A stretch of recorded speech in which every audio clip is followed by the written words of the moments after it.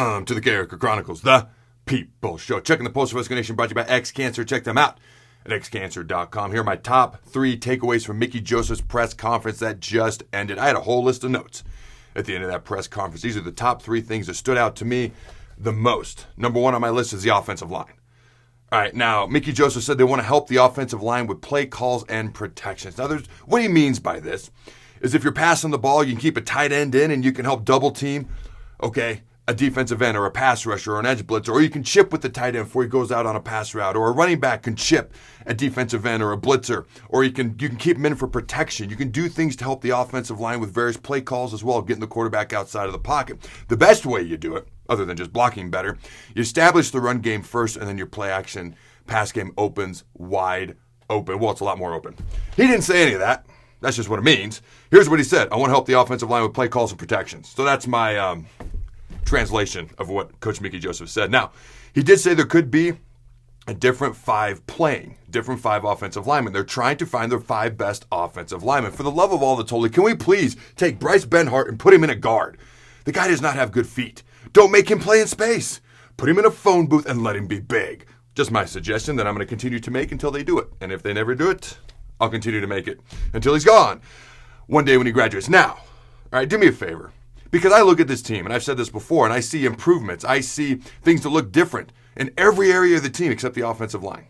Okay, like this video, if you think the offensive line is the one thing that needs to be improved the most, and like it if you think if we could get them rolling in the right direction, that would help us play a lot better as a team.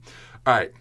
He said when asked what the best thing they do is up front on the offensive line, the best thing they do is run block. Got to help them with pass block. And the next thing that stood out to me when he was asked about Purdue in the upcoming Purdue game, talked about Aiden O'Connell, Purdue's quarterback. He's a 6-year quarterback. Said he doesn't make mistakes. They have an explosive offense. They average over 300 passing yards per game. Now, defensively, they're pretty good against the rush up front. They have the 17th best rush defense in the country. They're only giving up 2.94 yards per carry and under 100 rushing yards per game. Now, Nebraska has a couple of guys that are banged up right now on the team. They're day-to-day. When asked what if they're not able to play, Coach Mickey Joseph simply said, we have the next man up mentality.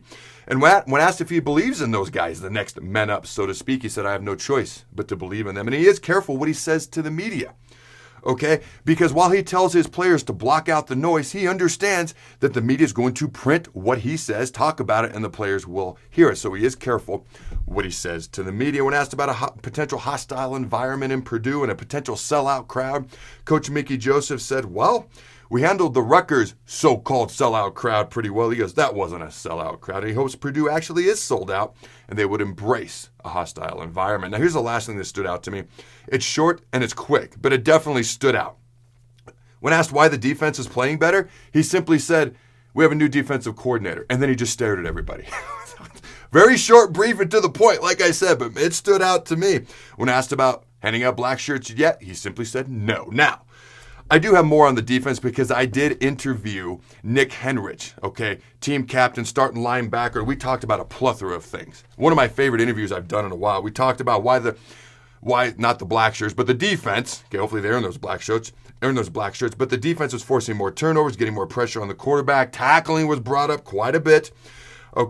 The biggest change they made on defense and why they're playing faster. Check out that interview when it comes out tomorrow. It's really, really good stuff. Now, Mickey looks more comfortable each and every week in these press conferences. Now, I'd originally said, hey, we got to give him 8 or 9 games to evaluate him, but you start to think about that early signing date for recruits in December, and I'm thinking maybe 4 games after the bye.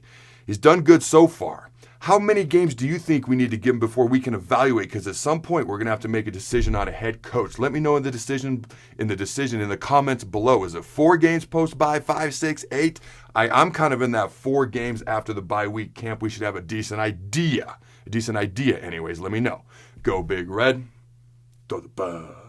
This show is brought to you by XCancer. Join the fight at XCancerStore.com and support your loved ones, your neighbors, and cancer fighters all over the world and help them gain access to revolutionary treatments. XCancerStore.com has a wide variety of t-shirts and merchandise supporting a wide variety of cancer battles so you can show off the colors that matter. Proceeds from each purchase not only help those at home, but also cancer fighters in Tanzania, Africa.